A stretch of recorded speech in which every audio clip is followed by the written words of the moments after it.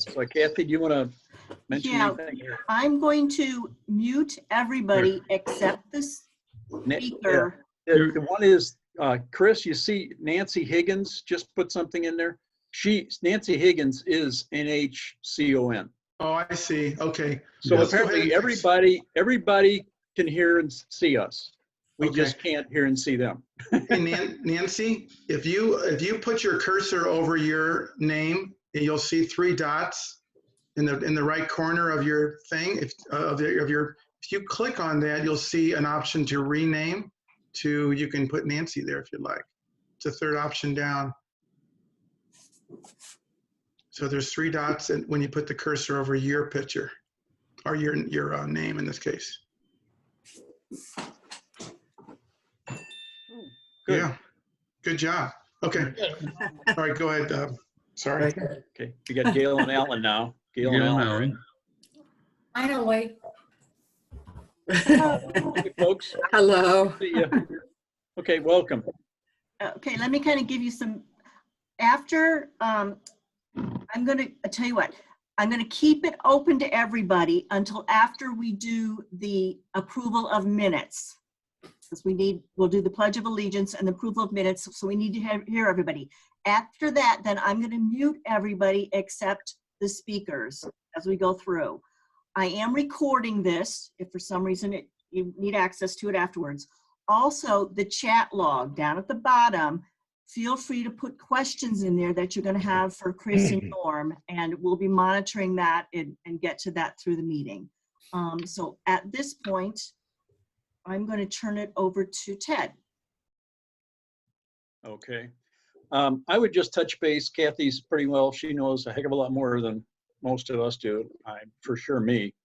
You'll see things popping up in here. One thing is on, I'm not sure, but I think it's, Kathy, you want to straighten me out here. If someone, not just in the chat, they can also, during the meeting, like we get to a point normally in the meeting where you have new business or something where anyone can make a point, feel free to also use the chat thing in there. Feel free, you can stop me and hopefully, and then I'll kind of recognize someone if they want to make a comment about something that's going on in a meeting, something that's maybe wrong or they have a question about. Okay, with that, I guess we'll start up like we normally do. I would just say welcome to SCORCC's first virtual meeting. I'm Ted Cramper, in case you can't see me here, or normally, and I'll be today's moderator. We'll start with the Pledge of Allegiance, and you can probably, there you go. There, Dan's got his up, so we got 2 flags up here. There's 3. It wasn't part of the deal that you bring a flag, but I see some did. Okay. We'll continue with, I pledge allegiance to the flag of the United States of America and to the republic for which it stands, one nation, under God, indivisible, with liberty and justice for all. Okay. It was a little different. Any of you that stood up, you can sit down now.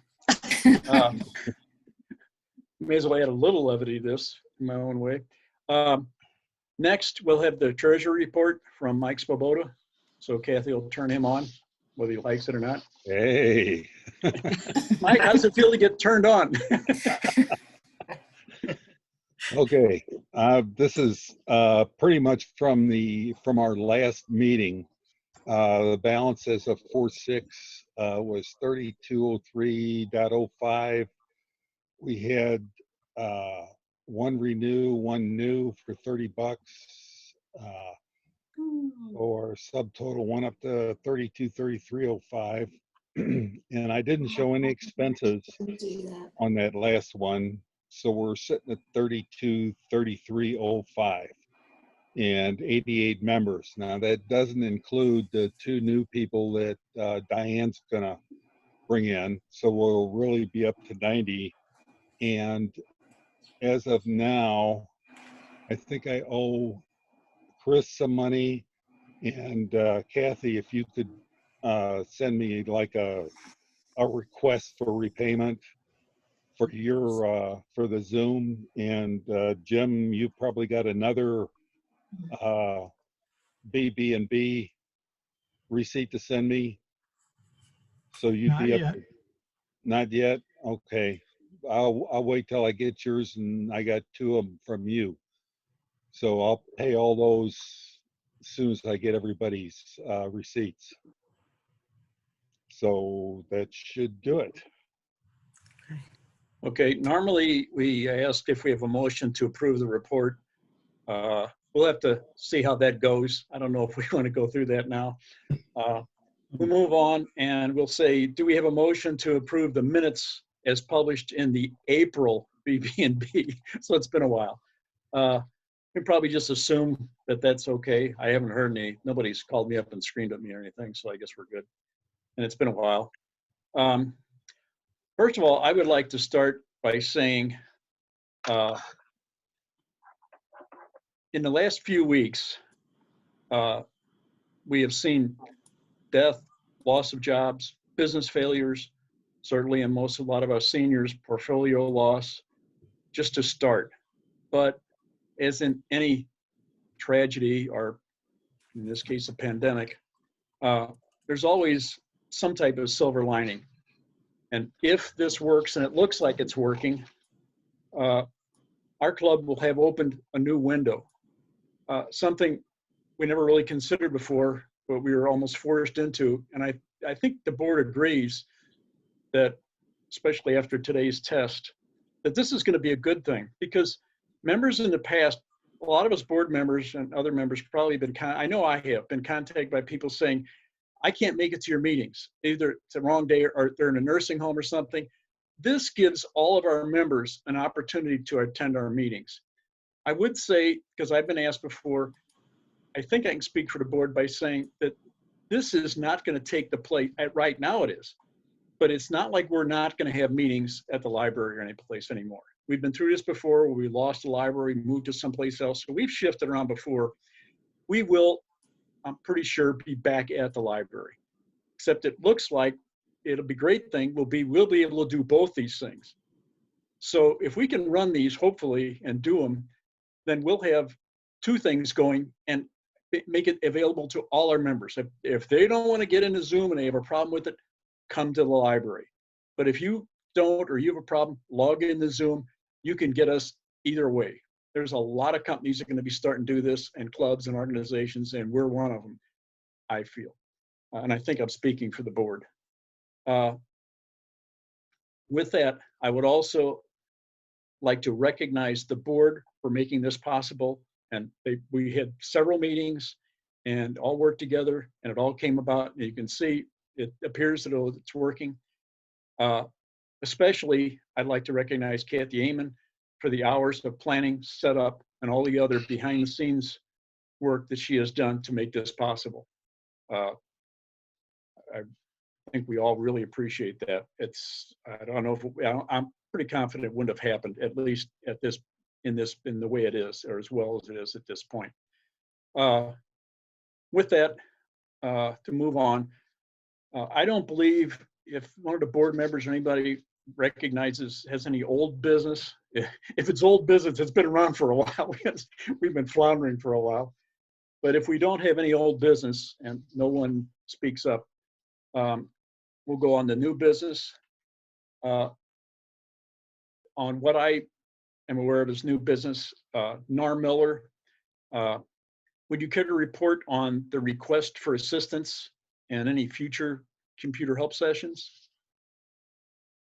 Okay, I helped Ken Samila with moving stuff from his old computer to his new computer using TeamViewer, and we set up. He tried to get onto our session, but he had a desktop and he did not have a microphone, so, or camera on that. So he knows that he has to have that if he wants it. I talked to one lady who still is on Windows 7. I helped her with TeamViewer to go in and set up, check her device for virus, and she says she just cannot afford to buy a new computer, I give her the option to go into EPC or the clean computer. And so I don't know what she's done with that. And then I've helped a couple others since then remotely, and that seems to work. I did a little bit of work with Fred Dooley, and Chris helped Fred too. Fred's doing some stuff with XP. He's got some genealogy stuff on an XP computer, but anyway, that's the offer still stands. Anybody wants assistance, they can contact me or maybe Chris, and we'll see what we can do to help them. So TeamViewer worked out very good. I did find out that TeamViewer does not work on Linux to Windows. I'll get the session started, and they'll give me about 5 minutes, maybe 10 minutes, and that's it. It locks up. So TeamViewer on Linux trying to interface with a Windows computer will start up, but it won't today. So I use my laptop, Windows 10 laptop, to do that. So You don't suppose as soon as Windows finds out what's going on, they shut you off? It's a joke. I don't know. Yeah. Yeah, I think that they recognize a different OS, and TeamViewer does. And Yeah. I would assume it'll work Linux to Linux, just like it does Windows to Windows, but I don't know that. So I think that's all I've got to report. Okay. Thanks, Norm. Appreciate it.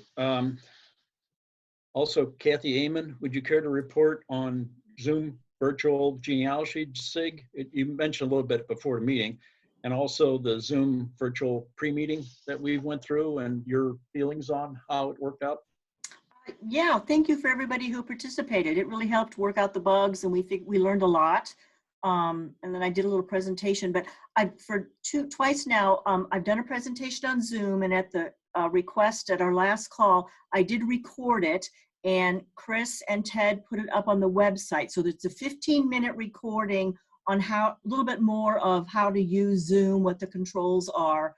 For anybody who's participated in the last 2 calls, I added more information based on questions that we had. So that's there for you to listen to. I couldn't find it on the website, unless it was just put on today and a couple hours ago or something. I'll refer to Chris and Chris, do you want to clarify? And I put it on last night about 5 o'clock. It was on the homepage. Oh. Let me show you real quick. Just I'm just gonna give me a second here. Can you all see my screen? Yeah. Yep, came up. Yay. It Yeah. works. Yeah, give me a second here. It's definitely there. Yeah. So here's our website. I'm just going to scroll down. So there's the link that Ron put on about where we're doing today, and then right there below that I put Kathy's Zoom training. I put it as a link, and as you could just click on this, and then our YouTube channel down here. I put it on there also, so you can just click this and start playing the. So that's where it was at. Maybe Ann, you didn't go low enough. Possibly, I'm not sure now, but I don't really recall seeing a video thing in the middle, so. Okay. Yeah, maybe sometimes you have to, I'll stop sharing. Sometimes you have to refresh your browser or the browser, because SCORCC or any website, if it's updated, it doesn't always show up on your computer because you have to refresh because the cache Okay. it maintains. Just trying to save time, and it shows me. It happens to me all the time on Firefox. It's very irritating. I'm working on a website and I change it, and it's like nothing happens. It's like I have to sometimes even close it and get back into it to make it display the new changes. Okay, thanks for the tips. Sure. Thanks, Kathy. Okay, that would be new business. Does anyone else have anything they want to? Diane. Kathy, you want to unmute her? Spacebar, Diane. So are you possibly going to be recording the genealogy 6 too? Kathy, you're muted. Yes. I've set to record every meeting that we do will be recorded, and then I'll arrange to have, you know, one of you, the guys, put it on the site. Yeah, the nice thing about what Ted said is that, not to mention we have this new environment, new model, but before we really very seldom had a chance to record our general meetings. And now, as long as we're doing Zoom, you can see it live or you can go look at it later once we upload it to our YouTube channel. And also, we'll be letting you know as time goes on. I barely realized I was talking to Chris last night when we were talking about trying to get the video connected somehow. And the videos, Chris can correct me, but I believe the videos, we can put them on the website, but we also have some of you people may not remember, I barely remember, but we have a YouTube site, and we could go through and put a bunch of those on either the YouTube or the site, and they have them available to, well, however you'd as a member, you'd have a way to log into either one to scroll through and look at all these different videos at your leisure. Right. Okay, somebody have their hand up that I missed? Okay, okay, Ron? The memorandum from Moriam or Thelma Courage is Yes. on the website. I put it on. Yeah, I just sent a thing out too. I created, if any of the board members saw it, the memorial thing I put together that since the print view of the next BB&B is at the printer, we can't call that back and add to it. But the digital version will have the memorial on it on the front page. You'll be happy to hear we got rid of all the board members. I didn't have room, so the board members aren't on the digital one. It was sacrificed to do the memorial, and it's on there. Norm. I would just give you a thumbs up, Ted, for. Oh, okay. I did notice that one thing I really appreciate this is there's a thumbs up, but there's not a thumbs down, I don't think. So that's really great. I really like that. Thank goodness. I did a lot of those. Thank goodness. Yeah. Okay, with that, if there's no other new business, we'll move on to, are there any special interest groups reports? Kathy from Kathy or Toby, Toby's not here, but Kathy from genealogy, do you have a report or anything? Man, this is just like a regular meeting. We always have that. We always recognize everybody. Very few people ever say anything. Chris and Norm about SCORCC, any comments? No. No. Okay, then with committee reports, membership, Ron, chairperson. Ron, you're muted. Yeah, hit the space bar. No, nothing. Okay. We saw you shaking your head. We couldn't hear it rattle, but we could see you shaking your head. Okay, newsletter, I guess it's me. I just mentioned the print version is at the printer. The digital version, I'm going to check with Jim. I usually try to, if he tells me that the print version is in the mail and it's like it'll probably be delivered Monday, then usually Monday morning I'll send the digital version out. Basically, so I don't get phone calls saying they didn't get one or the other. Try and get them together. Ted, I had a question. Yeah. Do we still have members in Florida that we get newsletter, get membership from them, Jim? You know, we might invite them to a Zoom meeting. They're in Florida now. That's great, Norm. That's a very good point. That they may not even realize, well, they didn't have an option until now. Now they'll have an option. So maybe somewhere we can, in the board, we can figure out some way someone can send them an email or something, letting them know, giving them information. They can log in. I'm sure they can log into the website, but maybe if they got an email to give them heads up, if they log in the website and look at it, they would be able to connect to a Zoom meeting. They should have gotten the email we all got. Yeah, right. There's only one person. Okay. We might have other members down there right now at that time of year. Yeah, Okay. that, we should pursue that, just, you know, just to round out this experience. Sure. Sounds like a great idea. Diane?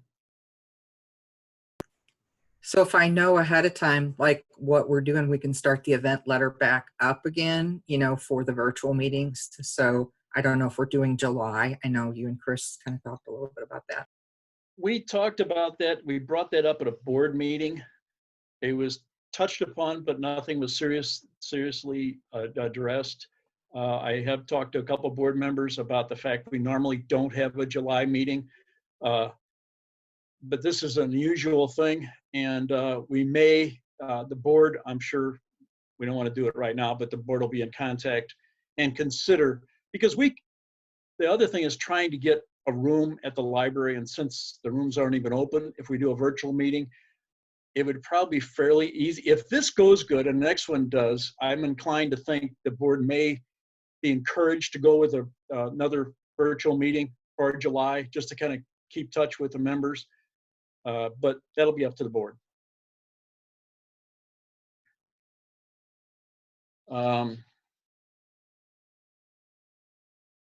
Archives History Committee, Deanna, she's not here. Procedures Committee, Kathy. Something else for you to do? Nothing. Okay. Okay. Website Committee, Chris, Ron, and Jim. Anyone? Nothing. Equipment, Dan David. Dan, you been hauling a lot of equipment around recently? Thumbs up. Okay, we got you. We miss your hats. Tip your hat down so we can see what you're saying this time. Okay. Hardware, software coordinator, Norm. Nothing. No, we don't, you know, they're basically shut down over there at the county office. I think we communicate with them, but I'm gonna comment about the library. Laurie Boschert sent me a thing sometime back. I think I shared it with the board that it may be the end of the year before they schedule. But I wonder with other things opening up, that they might be rethinking that. So as soon as we hear something, obviously, we will communicate it to everybody. Yeah, I did see if anyone goes to the library, they're probably, I'm pretty sure I'm right on this. I live really close to one branch, and I had probably 6 DVDs, and I contacted the library and said, what should I do with these? And they said, you know, hang on to them. Well, I just got an email this morning, I guess everybody that has connection with library got, and saying, we have opened up the return thing for books, which I'm sure that also means videos and everything else. So if any of you have anything, so you don't worry about losing it. I was kind of concerned about, I've got these things stacked around, and somewhere down the line, all of a sudden I get a bill for a bunch of way overdue videos, but I can drop them off now. So I just pass it on as long as we're talking about the library. I take it if there's no other business we're addressing, then we can just move on to this month's presentation, which would be No Dump Questions with Chris Selmeyer and Norm Miller. They will answer questions submitted from the audience with emphasis on phishing and scams, phishing, scams, and security. I have to point out, you'd see this, I'm sure you saw it. So phishing, as it's spelled, is not what Norm and Red were talking about before the meeting. It's something else. So it's not crappie, it's other things. So with that, I'll pass it on, and thank you all, and get out of your face and pass it on to Chris and Norm. Thank you. Thanks, Ted. Okay, so it's about 1:30 now, so we'll go till 2:30, I guess. We can go a little later if we need to. I'll have to leave. I got to take my wife to the doctor. She had cataract surgery yesterday, so okay. She has to go for a checkup. But I'll leave about 2:15. So. Okay, great. All right. So does anybody have anything that's on their mind right now that's concerning technology, computers, anything to do with that we can, before we hit any normal questions? Diane, looks like, and then Rhonda. Okay, let's go with Rhonda first. You're muted, Rhonda. Hold on. Rhonda, push your space bar if you want to talk. Okay, there you go. Can you hear me now? Yes. Yeah. Can you hear me now? I just have a quick question. We were on Zoom a couple days ago, and my computer speakers were set really low, and I couldn't figure out how to make them louder because I couldn't get rid of the bar at the bottom where it says participants chart, chat, share screen, all that. Is there any way to adjust the volume while you're in Zoom? Yeah, it depends on, were you using a laptop or were you on a desktop or a phone? I'm on a Lenovo laptop. Okay, so if you're on a phone, you just hit your volume control. That's pretty obvious. If you're on a laptop, on my laptop, it looks like at the very top above on my function keys, typically, Rhonda, they'll have a, do you see a little speaker plus and a speaker minus up there? Yes. So try pressing it now as I talk, like press it plus, plus, plus, see if it gets louder as I'm talking. And Well, it may not be a problem now because before I got on Zoom, I adjusted the speaker on my computer. So Okay. but let me go minus, minus. How about that? Okay, yeah. 1, 2, 3, 4, 5, 6, 7. Am I getting less loud? Softer? Softer? Maybe? No? Not really. Try holding the FN key on your bottom of your keyboard. Uh-huh. Hold that down with your left hand and then press minus. Sometimes it has to be done in conjunction. See if that, you can actually just hold it and it'll go all the way down to 0. Yeah, that's working. Okay, so turn it back up with the plus sign. Yep, Okay, that's there you it. go. That's good. Thank you. You can do it through the control panel, but you have to minimize Zoom, go to control panel, go to sound, go to, I guess, in there. I'd have to show you where it's at, but that's the other way. If you had a desktop, in other words, if you, let me real quick just show you. Okay, so I'm going to go to control panel. Wait, how did you minimize Zoom? Oh, let me bring it back. Hold on. Let's see, I can't seem to bring it back. I guess I have to because I'm sharing. Let me stop for a second. Okay, up at the very top of my of Zoom, there's a X, a box, and a minus. The very top right corner. No, all I have is speaker view and exit full screen. Okay, you're in full screen. So just hit exit full screen, and then you'll see the little I minus. see. Then you can hit Yep. the minus. Yep, Yeah, that's what I should have done. Okay. Right. So hit the minus, and then Yeah, now I can get to my speaker at the bottom. right. Okay. Okay. So let's see. I'm trying to. Okay. Am I still shared? No. No. Okay. Real quick, let me share. Hold on. Can you see my screen now? No, you still can't. Hold on. I'm not doing it right. Share there and there. Okay. So now I'm going to go to control panel, and if you go to sound within there, you can see the option to either configure or change the properties. And sometimes you'll find that it's not set up right, but there's the levels, and I can turn this up and up, up, up, up, up. And so that's the harder way to do it. The easy way on a laptop is that, in your case, just the FN and then plus minus. Great. Thank you so much. Chris, if you go back to, if you're in Zoom and you go to the far left corner where it's the mute or unmute button, and then hit the little caret that Yep. goes up. If you click Yep. on that and go to audio settings, Yeah, I see it.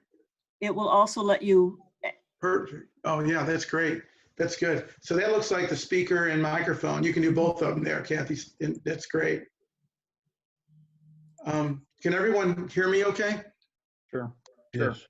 So, Yes. okay, so because I can turn up apparently, can I turn this up? Yeah, I can a little bit. No, I can't. Because I have automatically adjust volume. So it's automatically adjusted, which is probably smarter anyway. Okay, so, you know, it's, hang on. Okay, I just wanted to make sure my share was off. Okay, so I noticed two things. I noticed actually one thing that two people have, and it looks like Ann and Ted both have a picture next to their chat thing. How did you add that picture there? Because I don't know how to do that. Do either of you know? You know what I'm talking about? Where it says participants on the left side, it says it just has my initials, CS, and then my name. But under Ted's, it's got a picture. Under Ann's, it's got a picture of her. So how did you guys do that? Anybody know? I guess we have to unmute. Must be a fluke.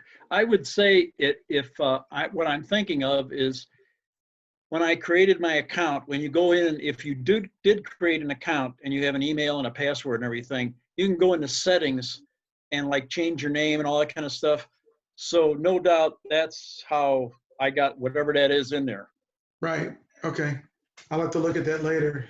Because that's nice. Anyway, okay. So anybody have any questions about anything technical at this point before I jump into some stuff? Oh yeah, Diane, sorry. Wait a minute. Okay, go. Nope, you're on. Okay, you're off. Yeah, okay.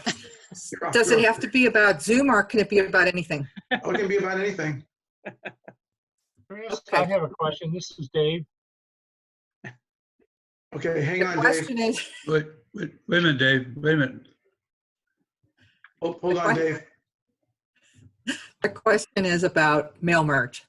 And so I was working with a mail merge program the other day and ran into a problem with my computer saying that I didn't have enough memory. And I have an SSD, 8 gigabyte Windows 10 computer. So I was worried that maybe I needed more memory or RAM or whatever it was. So that was just something I ran into, and I just wanted to ask whether I needed to get a bigger hard drive, or because I was planning on doing more video and installing CyberLink and doing some stuff with that, and so I was a little worried about that. So any advice on that? One question. When you said memory, was it specifically asking you storage memory? Do you know? You may not know. It said that I was trying to think what it said. It wouldn't let me merge. It wouldn't let me do the merge stuff. And I was merging from Excel because I was sending stuff through Outlook. So it wouldn't let me complete what I was doing. So Okay, so it's memory. Okay. yeah. I talked about this a long time ago, but you know, when you, and I don't know if you did this or not, but what I usually recommend to people, and this has happened to me just recently, my son got on my computer and was doing something with Adobe InDesign, which is a really, really intensive program. It uses a lot of graphics. It's basically to design newsletters or posters, and you can put text, and it's a lot like a Publisher, but on steroids. And so after we did that, I tried to do something really simple, and my computer kept saying memory errors.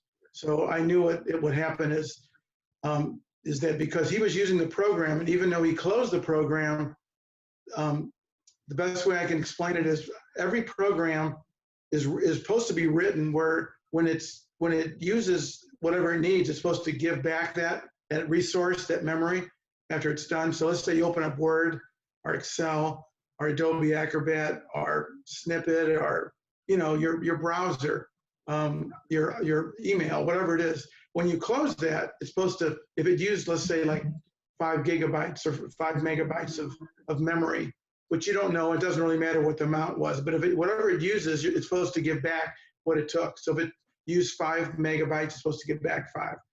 There's a thing called memory leak, which means most programs are not written that well. So when you open up Word and you close it, it doesn't give back everything. Let's say it opened 5 and it gave you back 4.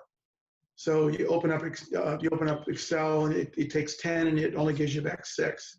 You open up Adobe Acrobat and look at a PDF file, it used 20 and it gives you back 16. So after time, there's that stuff allocated that's kind of like lost in memory, and they call that memory leaks. It's just out there in no man's land, and the only way to really get it back the easiest way to get it back is just to go ahead and to reboot your PC, and it refreshes all that memory. It's all available again. So the easiest thing, Diane, is like probably the easiest thing to do for anything is to reboot your PC. But in this case, it works great because it restores all 8 gigs of your memory back, minus what Windows uses, up front. But whatever you have when you open up Windows and then try it, and if it still gives you a memory error, then you probably need more memory because it's a very intensive program. Maybe the program's so big that you're trying to merge the file. It has to gather all that and sort it and then get it ready and then export into your mail merge. It needs a lot of working area. So that's what memory leak is. It simply is unavailable stuff because you've maybe opened and closed things. Some people don't close their computer for months or restart it or shut it down. So that's what I would recommend doing first. Just rebooting it and trying it right away. Don't open up anything else either. Obviously, if you open up your Outlook, it's going to take up resources. You open up other things, it's going to steal away your resources, whatever you have. In this case, Windows is probably using 3 or 4 of your 8 gigs, So Norm, you want to add anything? I would say probably that Windows Defender also is looking at what's going on. So it's using a little bit of memory while it's there, while you're doing that. Yeah, and your antivirus is always running, and it needs to be always running. So there's a few programs like that that are always running that need to be. Let me, while we're at it, let me show you something, and then maybe this will help everybody. This is kind of down. I was going to say this later, but I'll just go ahead and say it now. So I'm going to share my screen again. Can you see it? Mm-hmm. Okay, so I don't know if you're going to be able to see this or not. Let me try doing this. Okay, can you still see my screen? Yes. Okay, so what I did is I did Control-Alt-Delete, and then let me do it again. I did Control-Delete, and I went to Task Manager, and once I got there, I'm going to go to this tab at the top where it says Startup, and this shows you the programs that are starting up on this particular laptop that I'm on. And you can see that this program is using Dropbox, something to do with HP, probably my printer. This is my remote software that I use. We have QuickBooks on here, so Intuit's, you can see they're all enabled. Logitech, I guess, is probably for a mouse. I turned off OneDrive because I'm not using OneDrive. You can see here it says not signed in. I could have chose to remove it. I just simply disable it. So you click on what you want to enable or disable. So it's enabled, so I can highlight it and hit disable. So that means next time I start this laptop up, Microsoft OneDrive won't steal any resources, which happen to be high. It even tells you your startup impact. So it won't use any resources. It won't start up. I can also do the same with QuickBooks or anything else in this list. So that's a quick way to see what's starting up and what. Now this isn't everything, because a lot of things run under services. It's just another place that Windows. It's a place where Windows runs stuff like your antivirus software. It runs as a service. It doesn't want you turning it off. So so if I go here and go to services, you'll see a whole list of stuff that's very cryptic. And did I click on that?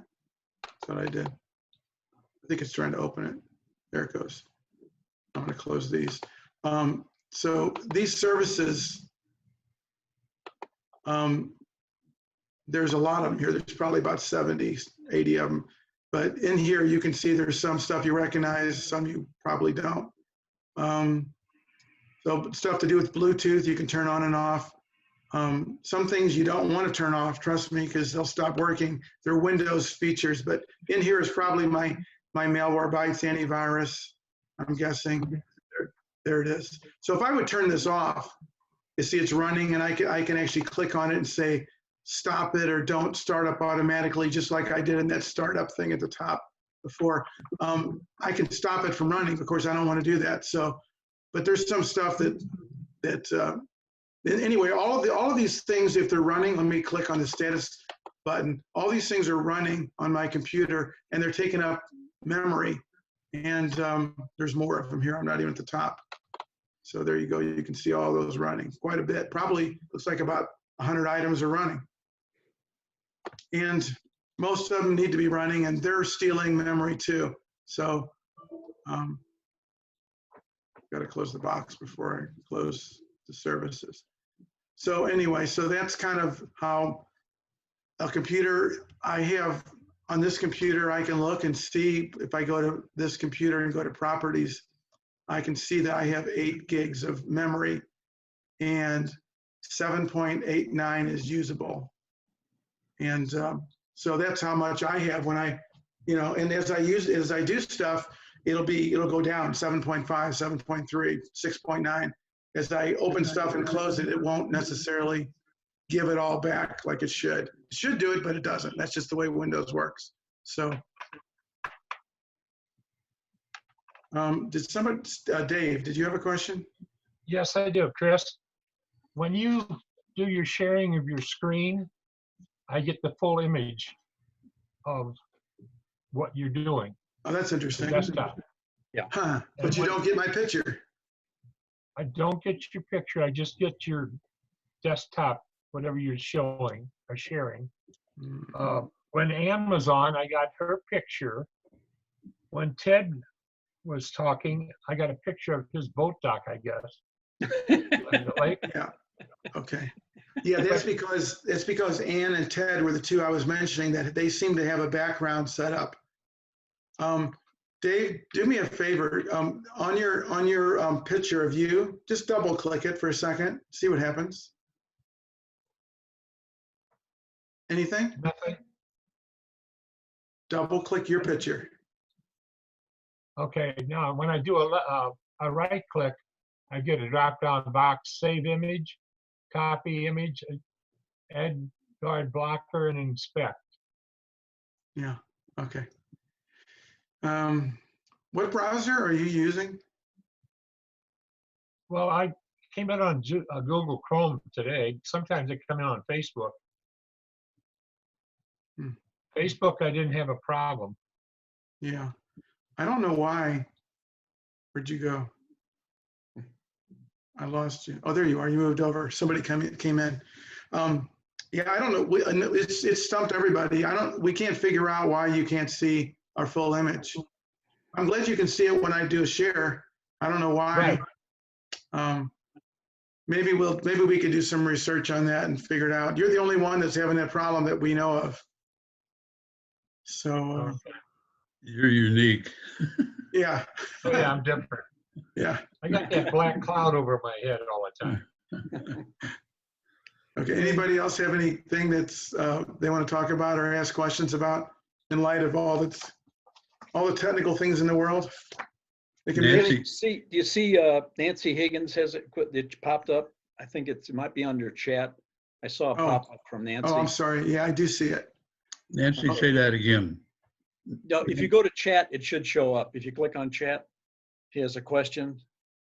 Yeah, she says, I sent in a question by email last night. The short issue is that I would like to make a video of myself playing a guitar piece to post on Songs of Comfort. I don't have experience with videos. What would you suggest as a way to make a video? Okay.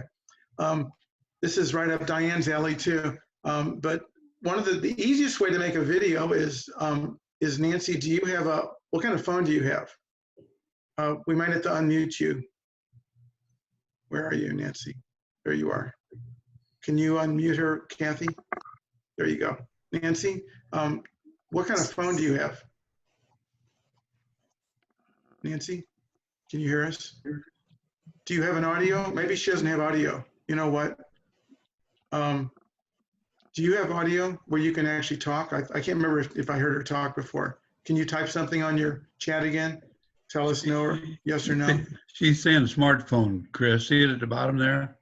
Oh, I see it. It doesn't, okay, it just smashes it right next to the thing. Okay, well, if you have an iPhone or an Android, you can easily, you got to take it out of the case, but you can, this is the easiest way. My son, Jeremy Selmeyer, takes a video a day. He's a youth pastor, and he's working with 12 to 16-year-old kids, and they, of course, live on their phones. So he does a lot of videos, and so he just goes to his phone. He has an iPhone too, so he goes to photography and goes to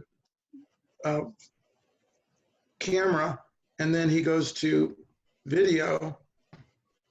You can change the thing here to video, and now I can hit record, and it's recording you guys. I guess it is. Yeah, there it is. I can't see it, but it looks like it's recording you guys, and it hears me. And then when you're done, you're done singing the song, you can go back and play that.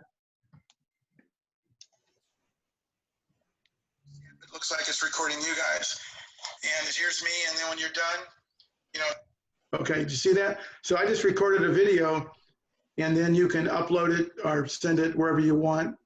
That's the easiest way. You can do it from your laptop too, if that's what you have. But a phone is the best way and the easiest way to do it.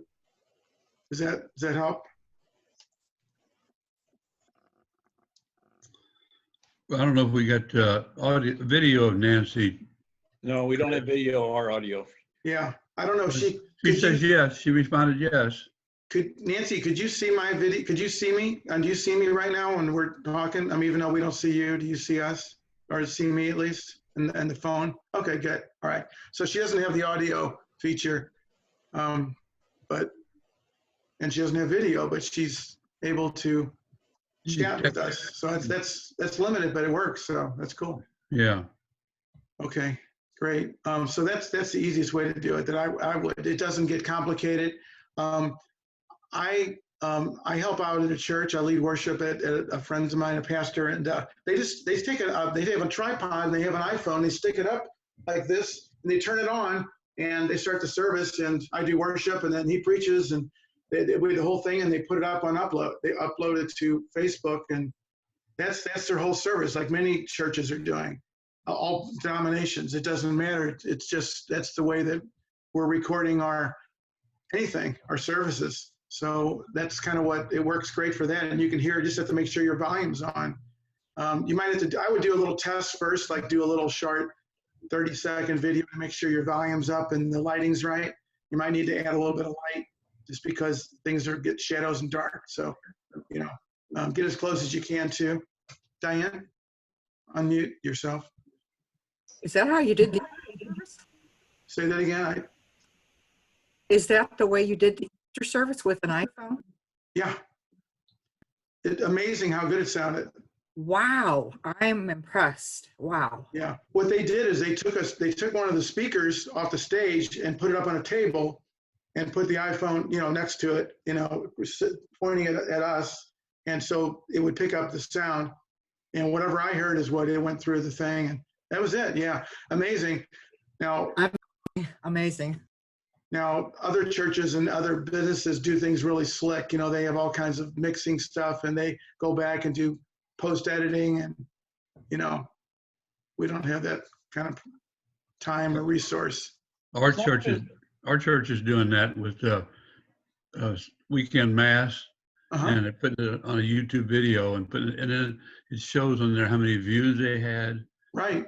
Whatever. The one thing about camera is we go back and forth between the priest and the organist. Right. You got to remember to move slow. You can't be fast and jerky. Right. That's true. It turns out very well. Yeah. Ours has more than one camera, and they'll just switch back and forth. They have, with some practice, they've got things pretty well staged, how they move things around in the sound system, get it balanced out. One of the things, while we're on this, I'd mention to Kathy, it seems like Nancy is probably using a smartphone for Zoom, and that's probably different. I don't know if we have some members for sure. You can see some of these, if not all of them, have purposely knocked out the sound and video. That's up to them. But if Nancy somehow can't get that on her, we might want to see if we can do some research, because we've had people with smartphones be able to connect. I mean, Mike's connected. So I don't know if there's a glitch with hers or she She's intends. leaving a message, Ted. She Okay. says she has a desktop, and I'm guessing she Oh. doesn't have a camera or a microphone. Correct. One workaround that Mike's used, there's a workaround. You can see Mike is listed twice on here. And the reason he is one is a desktop and one is a smartphone. So he doesn't have a camera or a mic on his desktop. It's an older desktop, but he's using his smartphone. He logs in with both of them. So he can look at his desktop and see everybody's picture, which is really hard to do on a phone. But if he's logged in with both, he's using his phone. That's the way we can see him and hear him, but he can see all of us on his desktop. It's just, it's not the best thing in the world, but it works. Right. Or you can just get some little earphones and a little microphone, or get the kind with the thing on it with the little, or the kind with, I think Mike you might have the kind with the little mic down here on your wire, on your headphones. Somebody I saw had that. I think it might have been on a different meeting, but yeah. But then you'd have to connect a webcam to your desktop too. yeah, it's a real pain to do that. But yeah. I would mention, I've got something, I think I've got it in the newsletter that's going out along these Here's what lines. she's saying, Ted. She's got a Logitech headset. Watch what Nancy's saying. Okay.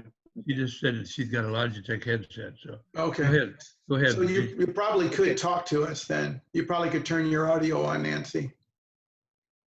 Yeah. That way you wouldn't have to type as much. Right. But that kind of, unless she uses her phone, that locks her out of a video on the thing. It would give her sound to listen and talk, but no picture. Along those lines, there's something I think I've got in a newsletter this month that I thought, if this works, members may want to know. I saw an involved thing on how, if you're doing these video chats, a lot of members across the board have a tendency to get paranoid. We all know that, I can't think of his name, the guy that runs Facebook, the thing that went around when Facebook's camera was on all the time and everybody joked around, here's this guy, it's a multimillionaire, he has a piece of tape on his camera on his laptop. It was quite a thing that went all over. That is, if you're concerned, now that you're doing these video chats and you're concerned that every time your computer's on, you're not sure if someone's watching you, there's little things you can buy to block that camera, but you can use something. They said something about like masking tape. I wouldn't use masking tape. Masking tape, Band-Aid, damage and everything. It's really bad. It can damage it. But a little piece of pretty good electrical tape you can put over there. You can tape almost anything over that, or you can buy something that would block the camera out. That's the picture. You're also dealing with sound. Now, I'm curious what Norm and Chris or any member has to say, but I thought there was a thing about going into settings and doing all this stuff. A lot of times when I put things on the website, on the BB&B, it gets involved. And I know a lot of members are, oh, I've got to go here and change this or do this and everything, and it's all these different steps. I ran across a really easy way, unless somebody can tell me a bad point. They said something as simple as go to the dollar store and buy a set of earbuds that has a mic connected to it. It has to be one that might be a little more expensive or something, but they're usually just maybe $5. And you can buy a very low quality, very cheap one because you're not going to use it for that. You basically take this headset, plug it in your computer. Before you plug it in, take up even a scissors or a diagonal, whatever. Cut the mic off. You just cut it off. Now it's dead. It can't hear you. So now if you plug that headset into your laptop, no one could hear you. Of course, you can't hear anybody if it's plugged in unless you have the headset on. But that is a really easy, quick way to make sure there's two things you can do: the piece of tape and plug that in. no one can hear or see you on your, and it's done. From what I read, that's fact. So I don't know if Chris or Norm, if anybody sees anything to the contrary, let me know, then I'll cut it. But it seemed like a pretty good solution, quick and easy. I think there's protocols and everything that will be developed or maybe have been developed for this type of meeting that we're learning as we go along, and we can address these different issues, I think. But, this is a start. We're doing this here. I think this is great. Right. Let me go ahead and share my screen, and I'll show you how to do it without cutting off your wire. Okay, so I opened up, let me start over. I opened up Control Panel over here. If you don't have Control Panel on your desktop, you can click here and just type in CON, and it comes up. So, and then go to look for sound. And sound has both speaker and it does microphone too. So you can see my microphone moving here as I'm talking. You can click on that, and I think it's under properties. Let me go to configure. Yeah, it is. So, and you can turn it off, and we'll try it now. And you can I only can see Ted, Norm, David, and Diane. So I'm going to see if this, let's see, let me get it. So you can turn it down or you can turn it off, I believe. You can go to General and disable this device. I'm not going to do it that way because I don't know how hard it'll be to get back. Let's just do it this way, levels. So I'm going to turn it down to 0 and tell me, I'm going to keep talking and shake your head if you can't hear me.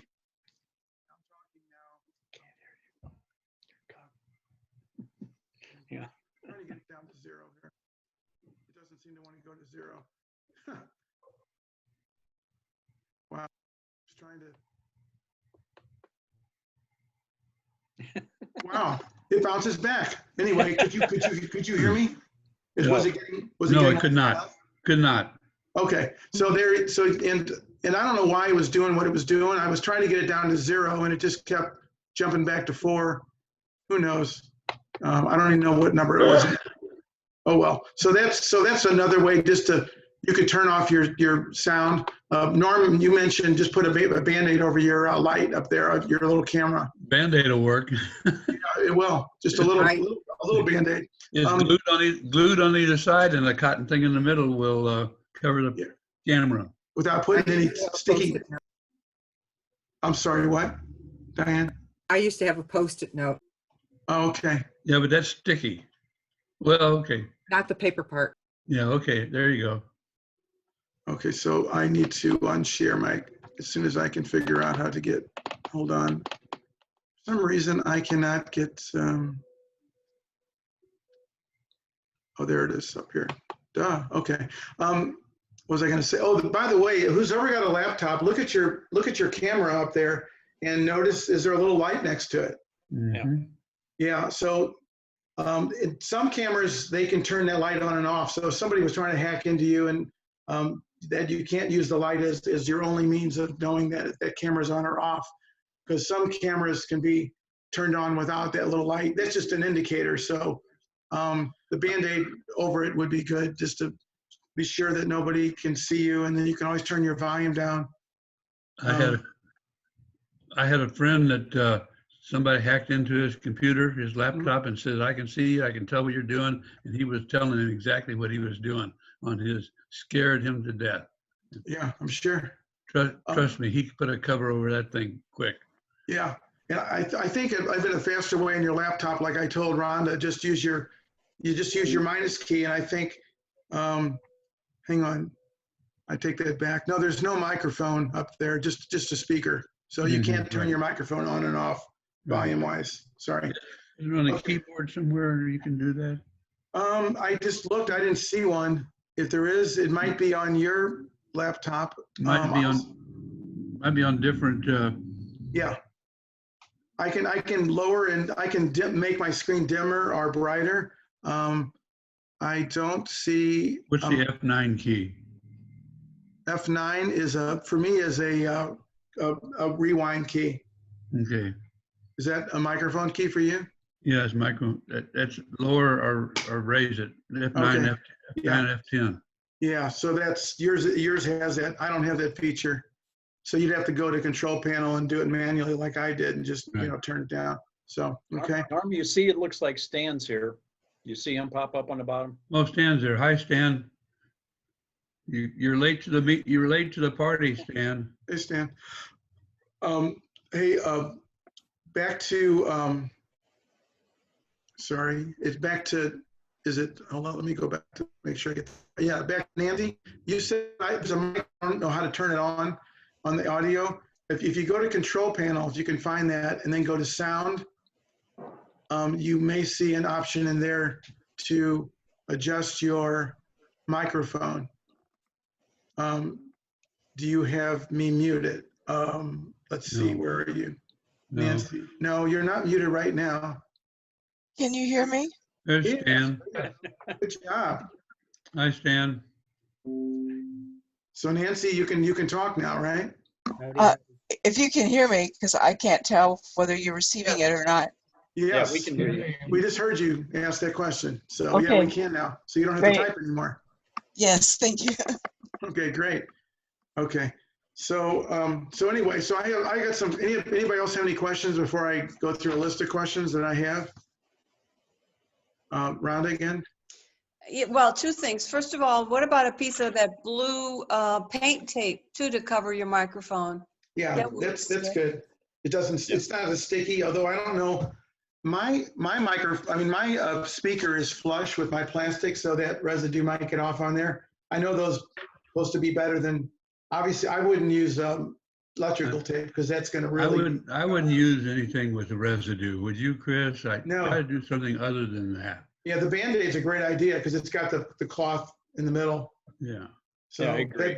that's a great idea, Norm. Yeah, Perfect. Band-Aid or a Post-it note, either one of those would work. Mhm. Anything that doesn't have adhesive on it. Right. Yeah, that's true too.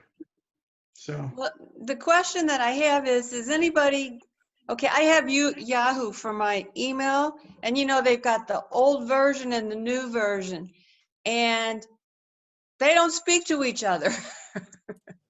no, they don't. So it's not just me.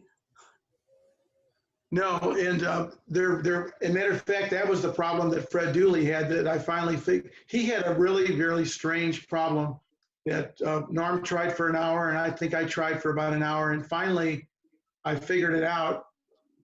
Every time he was looking at, he would look at an attachment in his Yahoo. He had the new email.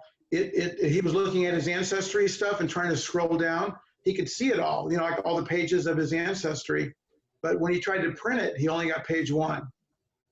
So I would go to print preview on his computer, and sure enough, only page 1 would show up, and it was done. And I looked and looked forever. Finally, it had to do with the version of email. When we went back to the old email, it allowed him to print all the pages. It was not computer related, it was Yahoo related. One of the things with the new version is they have an ad at the top. Whenever you get your email, the first thing at the top is an ad from Yahoo.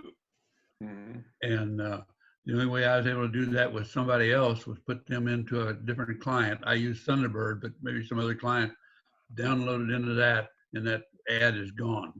But if you go to it online, that ad is going to be on top all the time on a new version. Yeah. You can't delete it either. No, you No. cannot. No, I'd recommend to people to get off of Yahoo and use something else, Gmail preferably.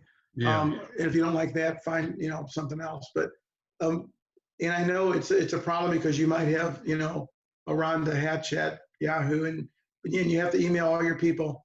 I've had several clients that have been on Yahoo, and some really bad stuff just happening. They're just having a lot of problems, and they're tired of seeing all the stuff on the side, and they've been having viruses and things. So it's Yahoo really is getting hacked a lot. So it's not a very safe.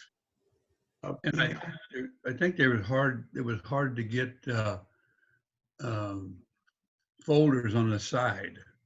If you want to save certain emails to a folder, it was hard to create folders on that new version, if I remember right. Maybe I'm wrong, but so that's the reason we went. And like Chris said, go to Gmail or something like that. Just send out a blast. Put all your people in one email and send it out to them. And my new email is. Blah, blah, blah. Right. Got it. Right. Exactly.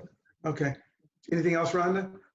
No, it was just really frustrating because, you know, like I have a lot of list of distribution list. Mhm. And when I would go to the new site, they were all messed up. I mean, it's Yeah.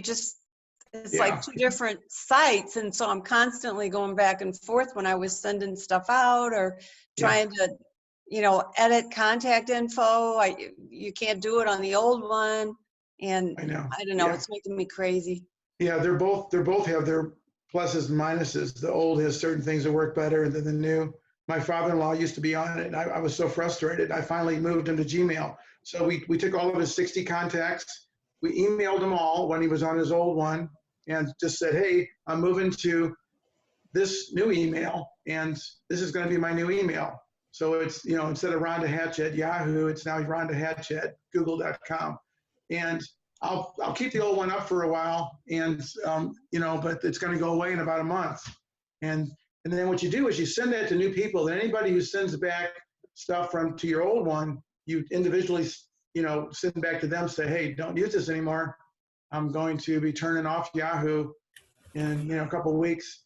And you know, some people will ignore that, and they'll find out that when you finally just stop using it, you can't really delete your account. I mean, I think it's still out there. I don't know. So the problem with that, of course, is stuff just looks like it goes there, and you never. Can anybody speak to that? Can you actually delete your Yahoo account? I'm not sure. I still use Yahoo basically as kind of a, I don't mean to insult anybody because my Yahoo account is on the BB&B newsletter. And I hate to say this, but it's basically my junk email because I get tons of stuff on there.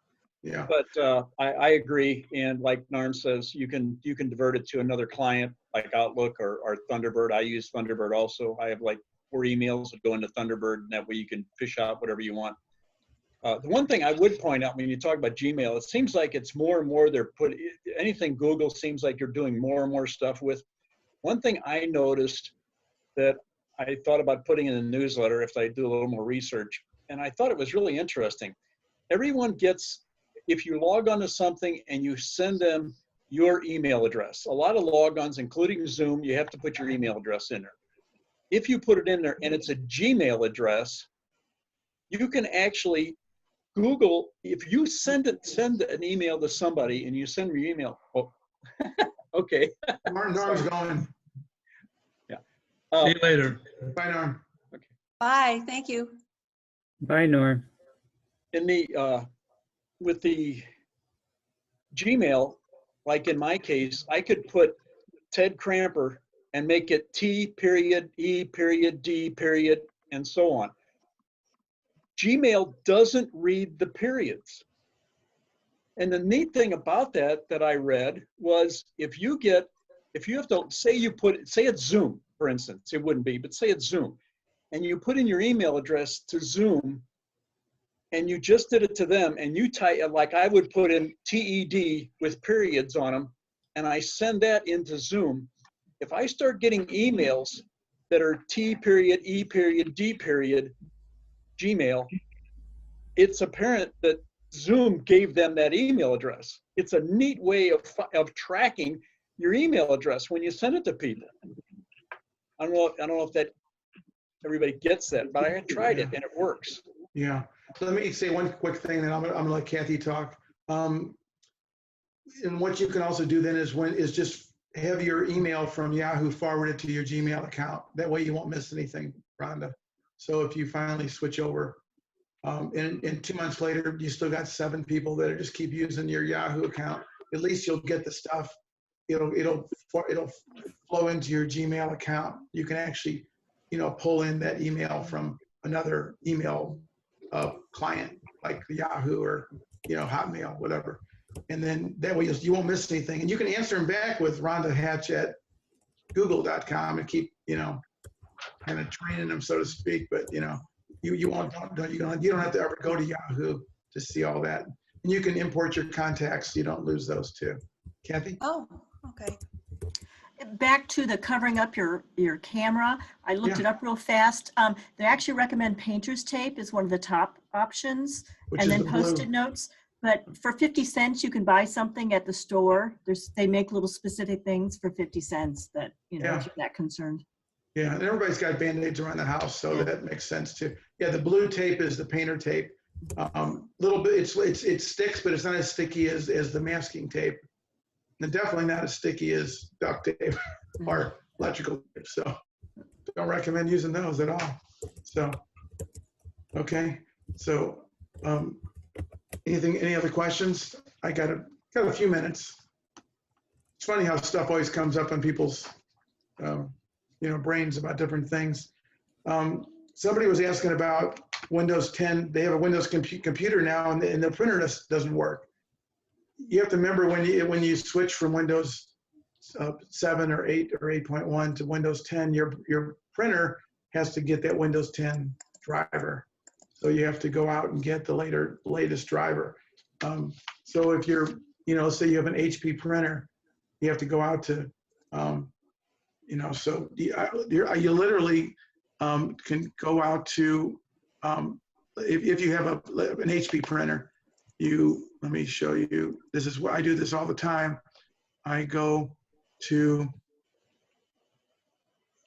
hp.com because that's the printer. And then I go to support and software and drivers over here, support software and drivers. And then it asks you, what are you trying to do? I'm working with printers. So I'm going to say printer. And it says, enter your printer name. So my printer is I think it's a LaserJet 2015. So I put that in there and there it comes up. So, and once I put that in there, it comes up with, it's not even going to show you older software. It's going to show you mainly Windows 10. And it tells you right here, choose a different series, but if you have Windows 10, then it says, what do you want? Do you want all drivers, or you want just a universal driver, or a managed service, like if you had fax, copy, print, those kind of all-in-one printers. So you go there, and then you can download a PCL6, is probably, or PostScript. I usually just do PCL6. So you would download that, and then it would actually be a program, and then you can run that. So that's how you kind of upgrade your printer to Windows 10. If you're, if you have a Windows 10 and your printer stops working, that's typically what it is. You got to have the right driver. Drivers simply talk the hardware to the software, so they make the two talk to each other. So did I turn share off? I think I did, right? Okay. Any questions about that? Any comments? I don't want to confuse people. You can always raise your hand if you're talking. Nora? Yeah, raise your hand. I think Nora wants to say something, Kathy. Okay. So when you're talking about the camera and covering the camera, yeah. What is the concern about that? Why are we trying to cover the camera? Because it's a great question. It's a known fact that hackers, bad people that want to get information from your computer can basically manipulate the software where they can get into your computer or your camera or your sound if you have a camera. So just to make sure that no one's seeing something that you don't want them to see when you don't want them to see it, they can turn the camera on when you're just not even on the computer, and they can see stuff. And so the best way to ensure that they can is just to cover your camera. Does that make sense? They can turn the speaker on and the camera on, and it won't show as being on. The little Correct. light will not show. Correct. Yeah. Sometimes in certain laptops, the light can be turned off by the manipulator and still have the camera on. Other older laptops, when the camera goes on, the light always goes on with it because they're wired together, but not all the time. So you can't use the light on your camera on the top of your laptop is a clue. So the best way to be sure that no one's seeing your laptop is to make sure it's just to cover it. So, you know, that way nobody can see anything. Okay, okay, thank you. I just wasn't sure what the concern was. Yeah, I know. It seems like why would that, you know, because somebody has their laptop, kids have their laptop and they have it in their bedroom, and they're getting dressed and they can steal it. Then they end up sexploiting them, you know, where they say, I'm going to give me $100 because I'm going to put this picture on the internet and send it to your family and all kinds of stupid stuff. So. Okay, all right, thank you. That's an extreme case, but yeah, that's. Yeah. Yeah. I would mention there's a lot of things that I went to put in the newsletter. I've talked to the board about this, and I'll see something and I'm thinking, oh, this would be really great. I'll put this in the newsletter, thinking like Norm and Chris would really go for this. And then I've already literally taken things out of the newsletter because I know dealing with almost 100 members, we're going to have a couple people, as this, for example, are going to see this, and they're probably never going to turn their computer on again because you can freak people out over things. Yeah. All this stuff has to be done. You have to consider what's going on, what the odds are, and how hard it would be if you have to literally not have a computer. Is it really worth for the simple chance that maybe 1 out of 40,000 people, you might be that one, so you're not going to have a computer? That's an extreme, right. But you need to use a balance on all this stuff. Yeah, well, like like Leo, asked Leo, who was used to work for Microsoft. He makes a comment. It's kind of funny. He says, "We're not that important." You know, it really is true. It's like for most of us, we don't have anything they really want. Nobody wants any pictures of us. Yeah, I'll leave it at that. Yeah, nobody wants any information. I mean, hopefully, you don't have any credit card information on your computer that somebody could steal. But that's what they're looking for. They're looking for something like that where they can, get money out of you. So, but how many people are going to hack? I've dealt with computers that were hacked, but I have never been hacked myself. I'm sure they might have tried. So you just you take precautions like anything else. It's kind of like, here's what I do. I tell people, it's kind of like your house. Do the simple things like lock your windows, get a deadbolt, keep your bushes cut, have a light on at night, lock your doors to your car. If you do the simple things, because what happens is that they're looking for opportunity. They just go by. You ever see a video of a theft, like in a car lot? The guy's just trying each car door till he finds one open. And then he goes from there, and then he looks around and tries to steal something. And then he can't, let's say he tries to start the car and he can't because it's a newer car. So he might just steal something out of the glove compartment and move on. But so if your window's open or your door's open, or if your computer is more likely to be hacked, they're just looking across 100,000 computers and trying to. It isn't actually a person. It's usually a bot. It's usually a program that's just scanning, looking for something that they can exploit and connect to and get your information. So you just try to make it harder than the next person. You try to do your due diligence, your little things. Like you lock your door at night, right? If you have a deadbolt, you lock both locks. Why have a lock and not lock it? If you go out, lock your windows. So it's the same thing with Windows, your computer Windows. You just try to keep it safe by doing the things, have antivirus software, have, this kind of gets into a whole security thing, but you just try to do what you can do. And there's a somewhat of a checklist of things that you can do that are pretty common, just wisdom things to help you, keep you safe. Does that make sense? So, just due diligence. I had a friend that he had his car stolen, and he had the keys in the tray, and he had the door unlocked. And he goes, "Well, I never have a problem." I said, "Well, you do now." So they saw that, and they saw the keys to the window, and I guess they tried to lock. There's a chance that they could have broke the window anyway, but maybe not if the door was locked. But he had the door open, and he had the keys sitting there, so he made it very easy for them to able to do that. And We've all seen things on the news. Don't make it easy. People are totally shocked. The fact that they come up to the service station and they pump gas, and then they go inside with the engine running because they don't want, and then they're just totally shocked and they're amazed that somebody stole their car. I mean, it just blows my mind. They keep their car in their driveway with the keys in the car, and they're totally upset because someone stole their car. Right. I have a hard time putting my head around. Maybe when we were kids, that might be fact, but it's not that way anymore. Right. You always hear this thing about, well, this never happens in this neighborhood. Yeah. Until you, yeah. So you just do due diligence and try to do the, make sure you have an antivirus software on your computer. I recommend Malwarebytes. I mean, you can do Avast or AVG. Some people like Norton or McAfee. Some of them are free. Some you have to pay for.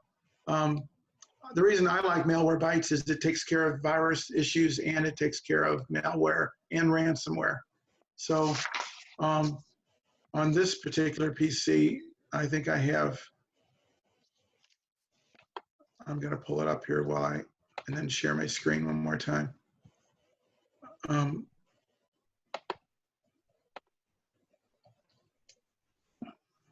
So on this computer, you can see that it does web protection, which means when I go by a website, if that website is a bad site and I don't know it, it'll block me. It'll say, hey, this site is known to be bad. Don't go there. That you'll get a virus.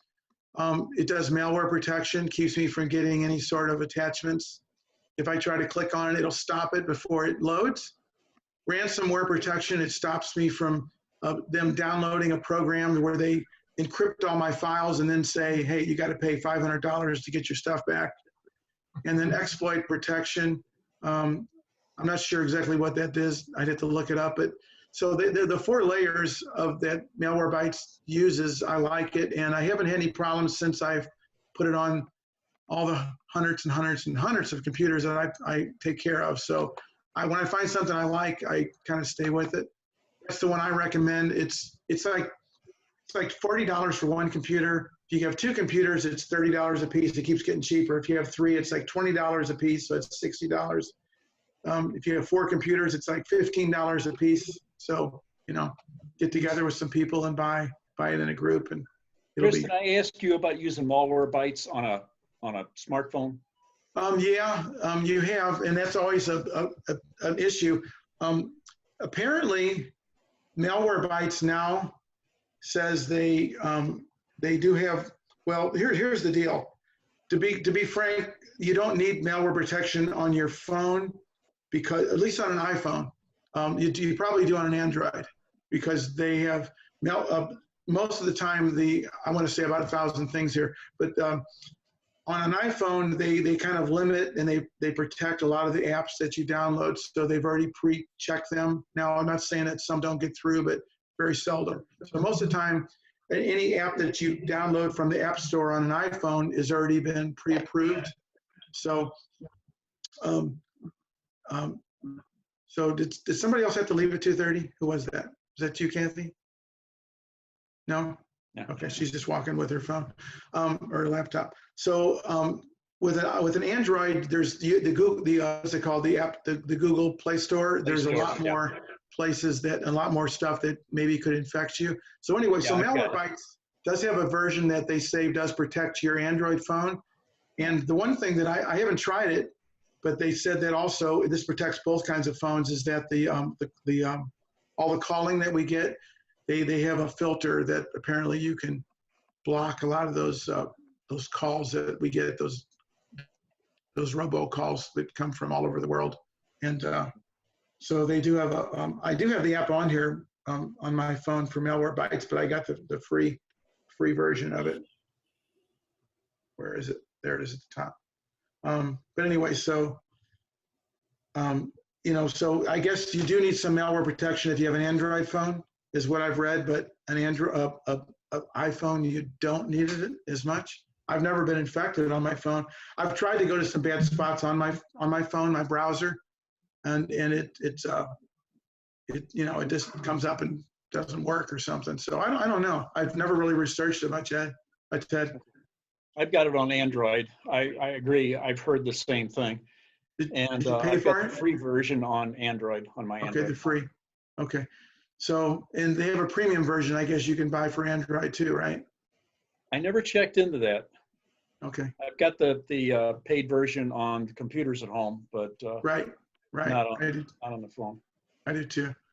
So I use Malwarebytes, and I do let Defender, which is built into Windows 10 and Windows 8 and Windows 7. I let it run along with Malwarebytes, and seems like that keeps me out of trouble. So that's kind of what I do. So you can always turn your laptop off too. There's a just turn it off when you're done. Nobody can hack a computer that's off. Nobody. It's not just your laptop or your computer either. Everybody's, biggest thing you hear about all the time are these, the Alexa, the little tower that listens all the time. And I hear almost every time I do some research for the newsletter or something, inevitably I have something pop up about Alexa's listening. And every research I've been able to run across, it's like, it has to listen. Otherwise, when you talk to it, it's not going to hear you, But the thing is from the research I've run across, whether it's right or not, that they have people that are actually listening. It's listening for that key word. That doesn't mean that they couldn't, but supposedly they're not spying on you. They're listening for that awake word. That's what triggers their system, And it's just one of the things. Are you going to accept it or not? So. Yeah, and if you're not comfortable with it, then just don't do it. Yeah. If you're not sure. I use one at both places, and they work out nice. It's nice to be able to walk in and tell it to do something or ask it a question and do this, or, play some music or do it. You get really reliant on it, and it listens to you. The only thing I've run across every once in a while, they'll be playing cards or something, and I'll say something to turn a light on or do something, and it works fine. But the television can be on the background, or either other people talking. And next thing you know, it starts answering the television. It's trained to listen for your voice, but it's not perfect. Wow. Yeah. Well, one of the things that I wanted to talk about, which I can continue next month, is phishing. Phishing. Did I spell that right? Phishing. I think I left a consonant out, but anyway, it's not F-I-S-H, it's P-H-I-S-H-I-N-G. So what they're doing is they're literally playing off of the word phishing, but it's literally like, you're not sure what fish is in the pond, right? You're just throwing you're casting your hook into there, and whatever bites is what you get. That's kind of what they're doing. People that are trying, they have programs that run continually 24 hours a day, and they're looking for anybody that they can exploit. They do the same with phone calls. You get all kinds of phone calls. I'm sure you can think of some in the past that you've gotten that they'll call in. They're just trying to, let's say for instance, they'll call and say, well, this is Microsoft calling. This is the FBI calling. This is the IRS calling. And whoever, this is a computer store, and your computer is running slow, and we're here to help you. And we noticed you have some viruses on your computer. Are they asking you? This is the IRS, so we need to confirm your social security number. What is it? Stupid stuff like that. So for the most part, the police, the IRS, the government, especially the government, the IRS, the FBI, and Microsoft or any computer place is not going to call you on the phone. And if it pops up on your screen, they don't know that your computer is running slow. It's simply a drive-by type thing where they're trying to get you to take the bait and get hooked, where you simply call the phone number. Some of you have probably done that. My father-in-law has. He called the phone number, and then after about 10 minutes, he knew something was wrong, because you could tell how the conversation's kind of going south. They want money and they want something, and they're showing you this screen of all these viruses that is just made up, and you don't know the difference, and you start to realize that. And in the meantime, they've downloaded some stuff on your computer, and now they have infected it because you called them and let them into your computer by giving them a code where they could remotely access your computer. So the phishing scheme is simply, it's like somebody walking down the street saying, hey, you got $1? You open your purse and you have money and they grab it all and run. So it's a crime of opportunity. They're looking for access to your computer. They're looking for access to your bank account. They want your Social Security. They want your bank account. They want pictures. They want something they can exploit you with. That's what phishing is. So that's why you have to be aware of. That's Dave, are you saying something? No. Okay. Sounded like you were talking, or it looked like you were talking. So, so you have to be careful and just realize that there's just a lot of bad people that are trying to do stuff, and they're just phishing. And then there's spear phishing, which is more pointed towards you. They kind of know something about you. They figured out, they found a password of yours somehow because it was sold on the dark web. That happened to me. I had a password that I used all the time, and it somehow got, because I'm on so many accounts. It could have been Yahoo, it could have been Bank of America, could have been any of the accounts I was on.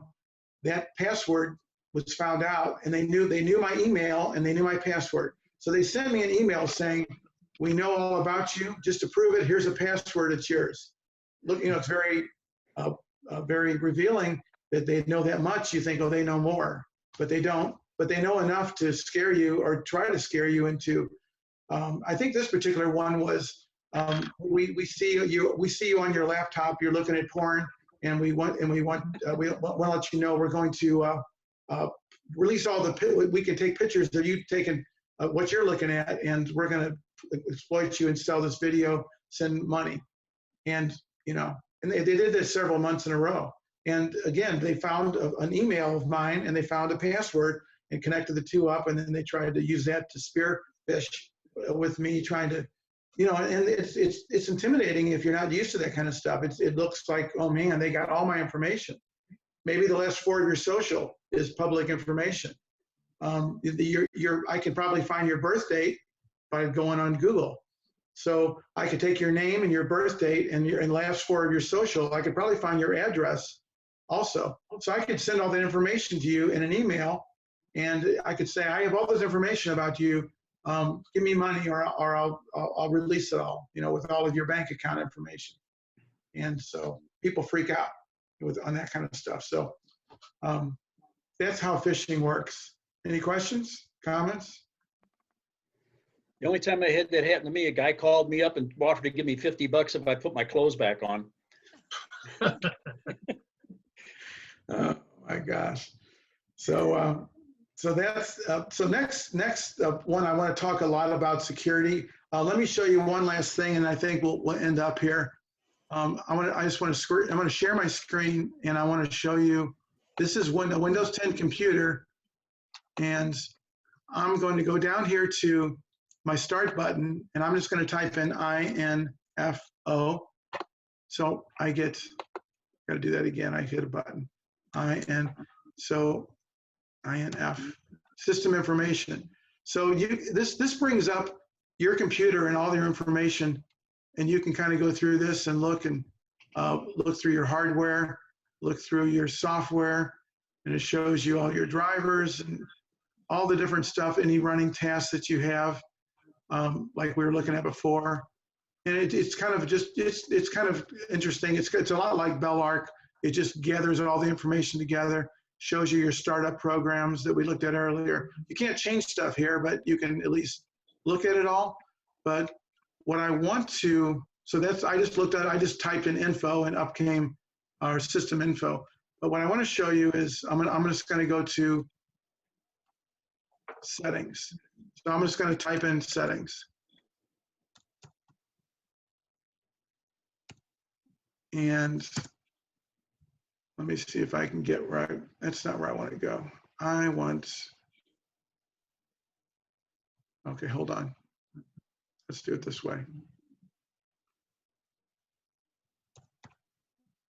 Okay, settings. So I went down to the start menu and I typed in SCT. So this brings up, so this is what I'd like to talk about next time. And I'm just going to show you a little bit, but like under privacy and under apps, under Cortana, like I turned Cortana off on my laptop. I don't want it on at all. So all the settings that people want to know, how do I turn this stuff off? I can go here and and I can, you know, I can have it, I already turned it off. I turned it off there, I turned it off there.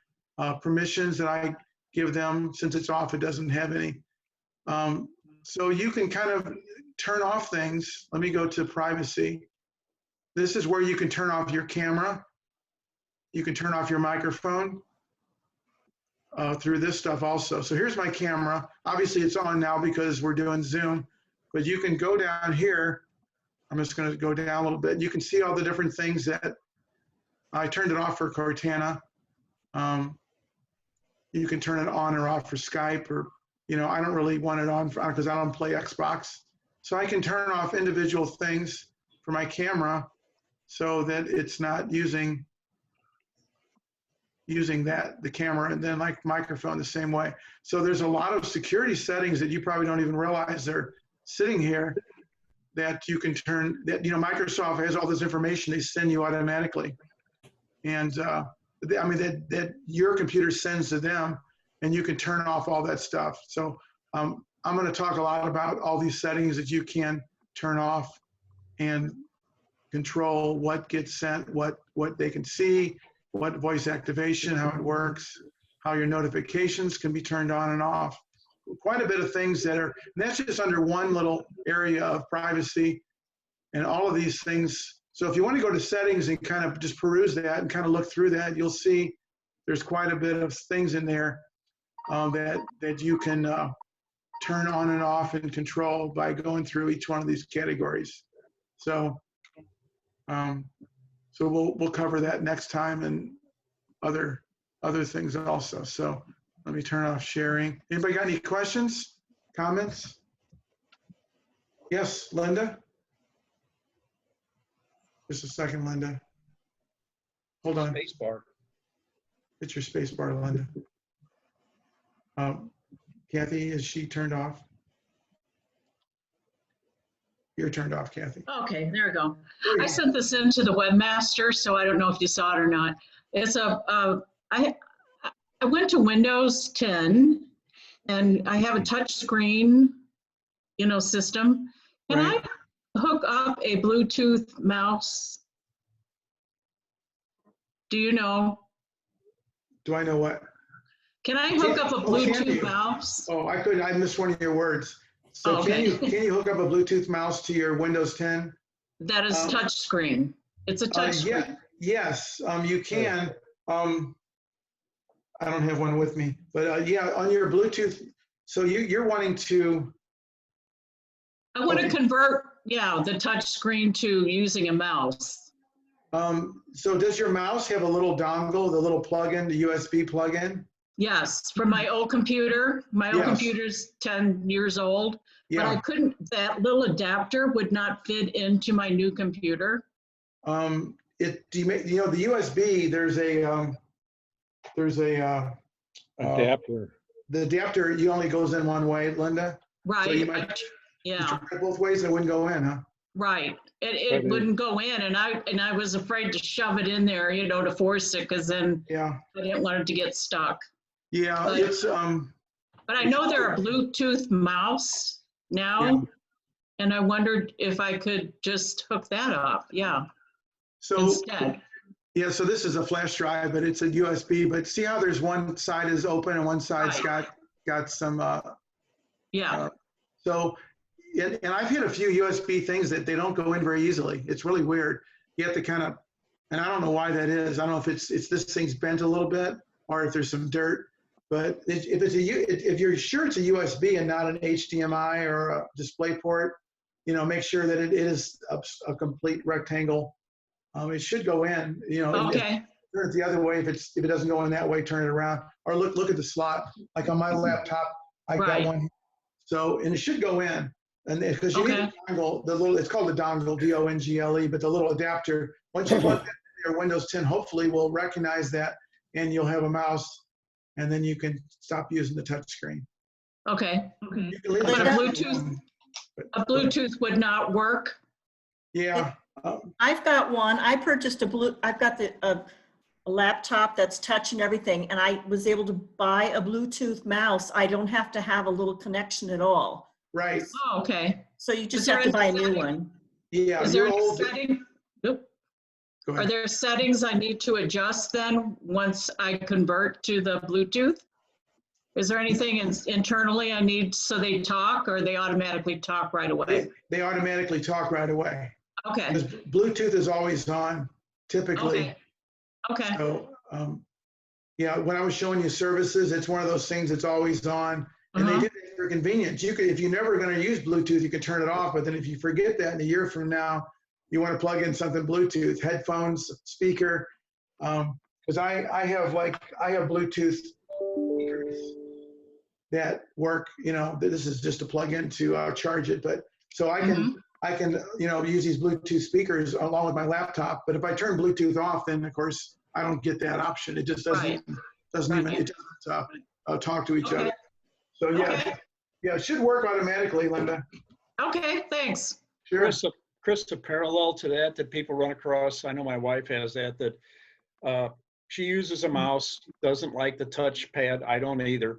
One of the things that's irritating to some people, they use the mouse and they find that, I know Pat has that, when she reaches up to the keyboard, a lot of times she ends up inadvertently doing things with the touchpad. She would like to disable the touchpad to avoid that. It seems like she'll lay her hand on it to go to type something and something goes haywire and she's having a fit because her whole computer went out, you know. Yeah, you're typing in Word and then the meat of your hand touches it and the mouse jumps. Yeah. Yeah. Is there an easy way to disable the touchpad? Yes, there is. You can yes, there is.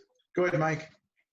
I can't remember how I did it, but I had a laptop at work that the first thing I did was turn off the touchpad and buy a mouse for it.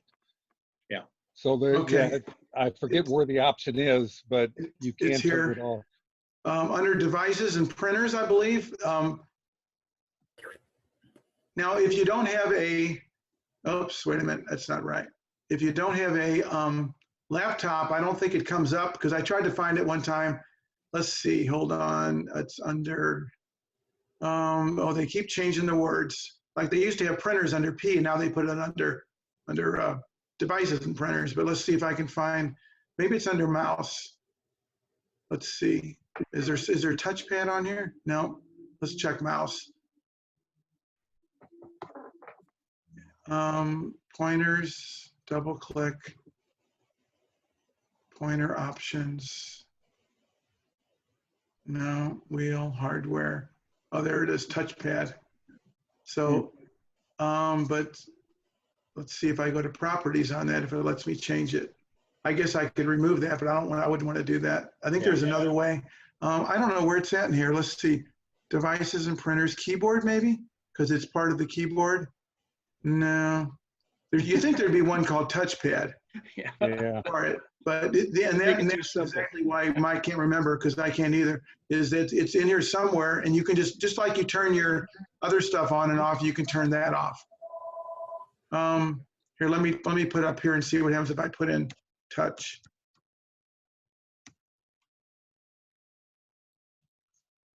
Ouch. Yeah, the T didn't hit. And of course it doesn't come up. Let me see if, okay, devices and printers, well,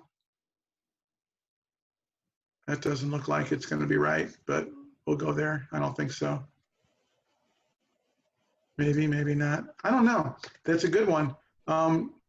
It used to be easier. It used to be able to, I remember there was an option and you literally just disable it. And so it turns it off. Right.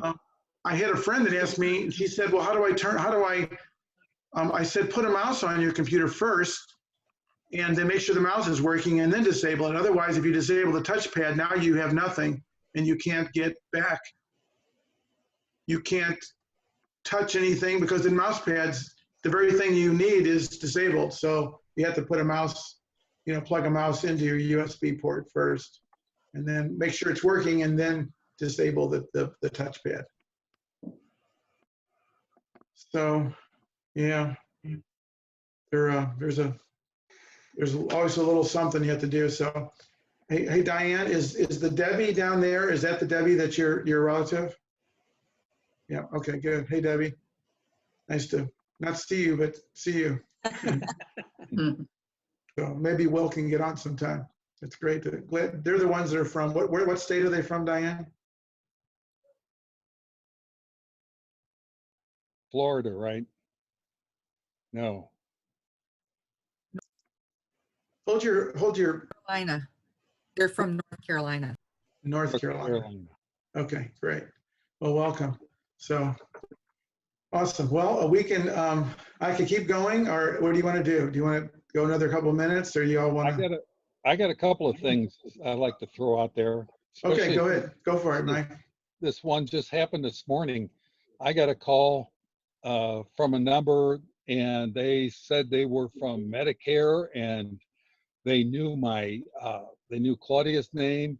They knew my name. They obviously had my phone number. They knew my address. She was rattling off all kinds of stuff. And then she said, "Have you got your new Medicare card yet?" And I said, "Yeah." "Well, can you get that for me? I need to get a number off of it." And when she got to that, it was like, "Oh, goodbye." Yeah. And I looked it up. Medicare will never call you. Medicare does not call people. Right. No. I put that on I put looked that up on a newsletter a couple months ago on the front page, because some of these things, it used to be, you'd really feel bad because these things were so obvious. And today, used to be you'd see something like Commerce Bank and you look at it and you go, that is not their logo. I mean, I was in the printing industry and it's really grainy and all this stuff.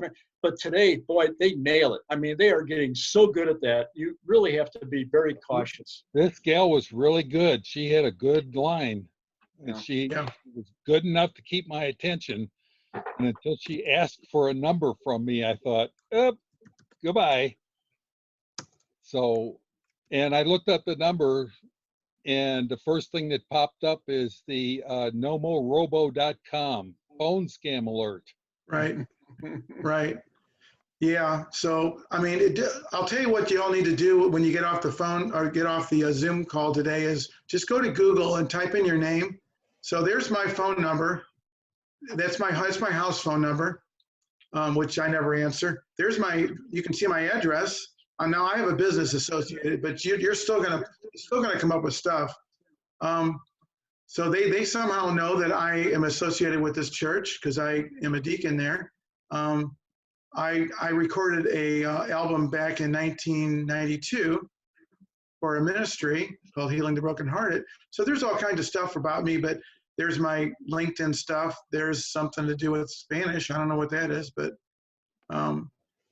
yeah. So, and that's just the first page. It goes on, and you can kind of, there's something associating me with SCORCC. I guess my name is in there.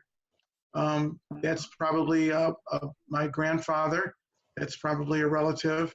There's some videos of me that I've done. So you can see that it's not too hard to find information. Right. I'm a landlord, so I've had to evict some people. So I have some court records in Illinois. There's some more stuff to do with the call and SCORCC. There's another album recorded. God bless you. We found, so then there's all kinds of stuff that goes on and on. That's not my wife, that's somebody else that's not related.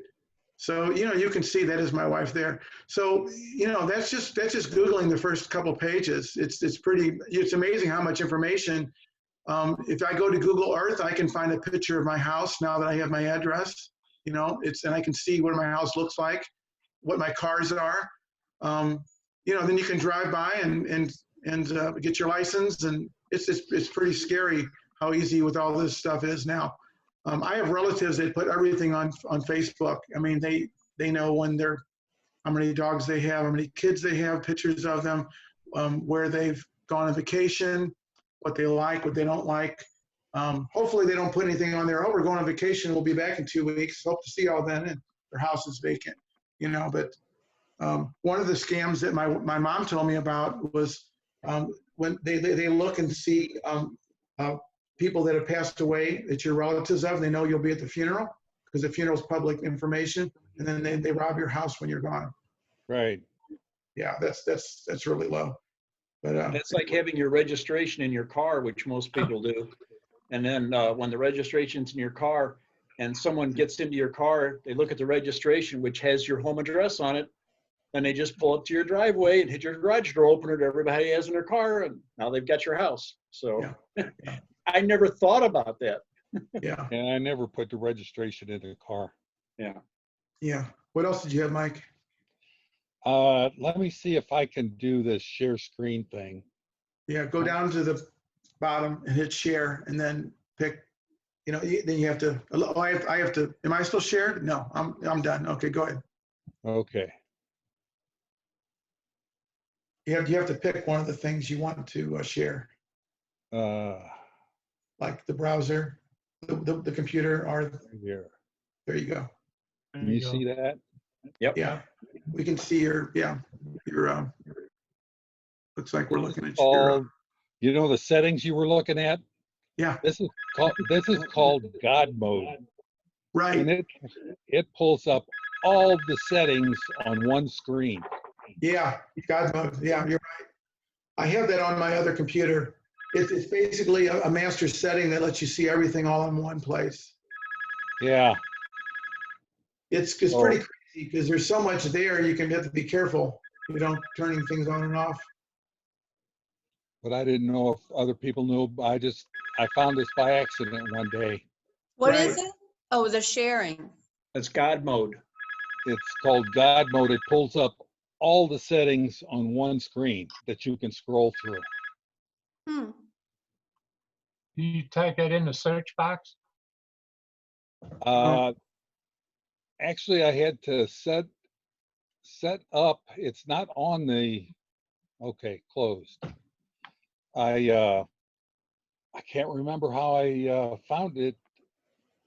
I've got it on an icon, and what's really strange, if I try to name the icon disappears along with the setting. Yeah, you can't rename it. You have to be careful how you do it. So here's the what you have to do is create a folder, and then you actually you name the folder, and this is exactly as you have it here. You can rename it, I found out, but you have to. Let's see if I can do this on this computer. So I'm going to copy that link. I'm going to go now to my desktop, and I'm going to make a new shortcut, and I'm going to paste that in. I think you can name this anything you want. So you can name this Chris mode. Let me take off just to see if that works. Let's see.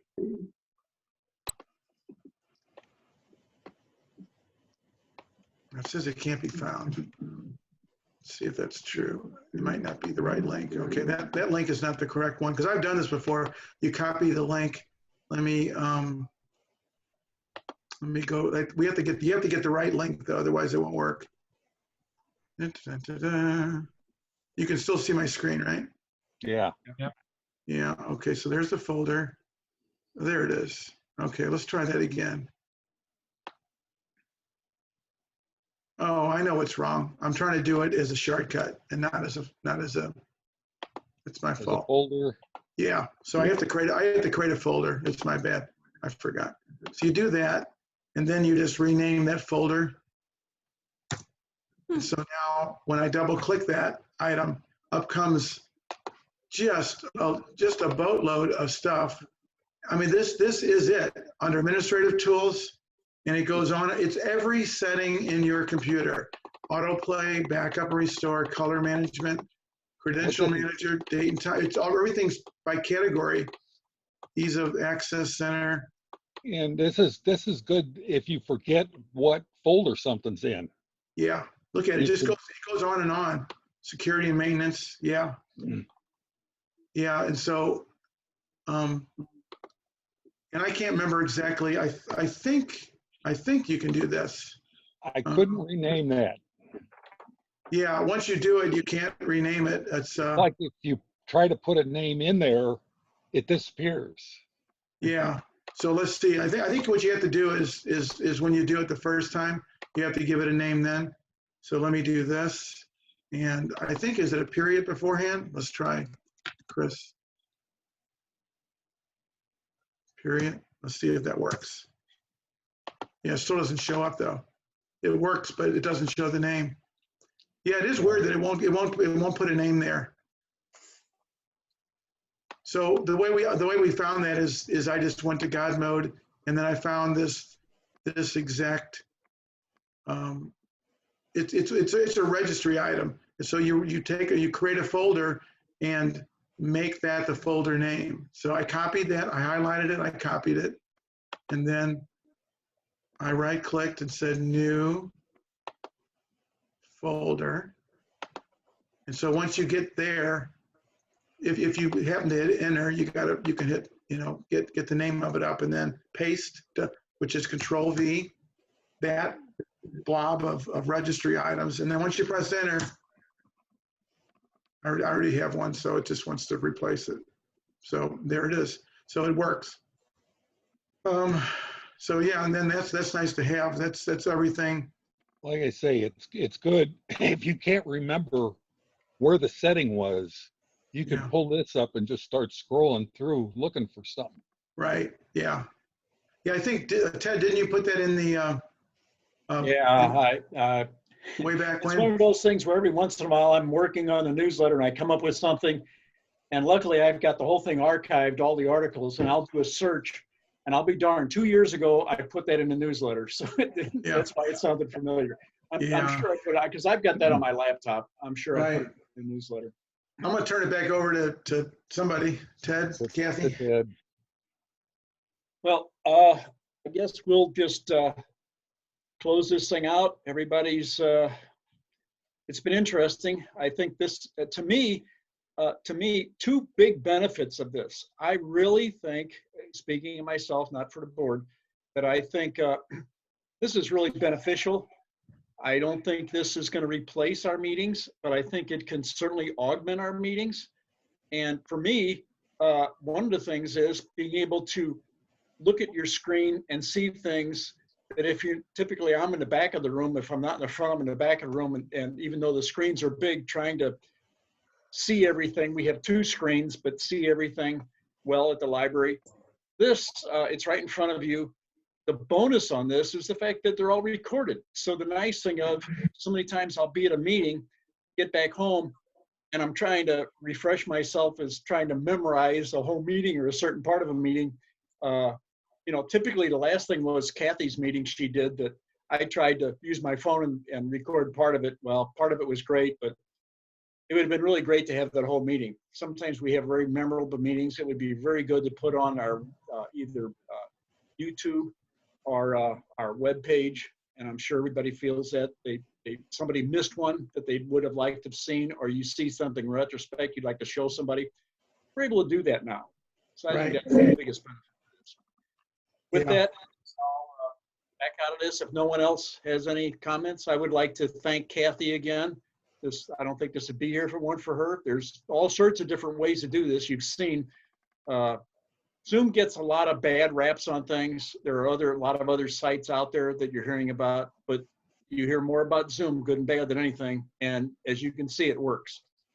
So I thank Kathy again, and I guess with that, we'll close the meeting out. Hey Ted, when's the next meeting? June.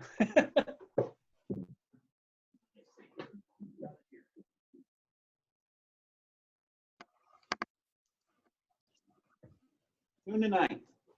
June the 9th, okay. So, I guess, it's kind of like we allow visitors, so I guess you can go ahead and, spread the word, and other people that are interested, doesn't hurt to have them connect up and try it. Sure. And but like I mentioned before, I'm sure the board will be talking about this at the next board meeting, which I think is coming up pretty soon.